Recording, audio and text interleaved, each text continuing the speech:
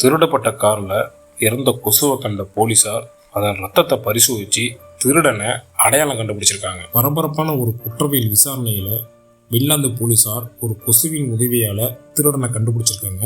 திருடப்பட்ட காரு ஆவி செஞ்சப்ப போலீஸார் உள்ள ஒரு இறந்த கொசுவை கண்டுபிடிச்சாங்க. அதை கவனிக்காமல் விடாமல் விஞ்ஞானிகள் அந்த கொசுவின் கடைசி இரத்த உணவை பரிசோதித்து அதில் கிடைச்ச டிஎன்ஏவை சந்தேக நபரின் அடையாளத்தோட பொருத்தி இவன் தான் குற்றவாளின்னு சொல்லி உறுதி செய்யப்பட்டிருக்கு. இந்த சம்பவம் குற்றவியல் அறிவியல், டிஎன்ஏ பரிசோதனை மற்றும் புத்திசாலித்தனமான விசாரணை முறைகள் எவ்வளவு சக்தி வாய்ந்தது என்பதை வெளிப்படுத்துகிறது. சிறியதாக தோன்றி ஒரு குறிப்பு வழக்க தீர்க்க முடியும் அப்படிங்கிறத இது சான்றாக மாற்றிருக்காங்க. நீதியை நிலைநிறுத்துவதில் மிக சிறிய விஷயங்களோ பெரிய பங்கு வகிக்கலாம் என்பதை இது நிரூபிக்கிறது.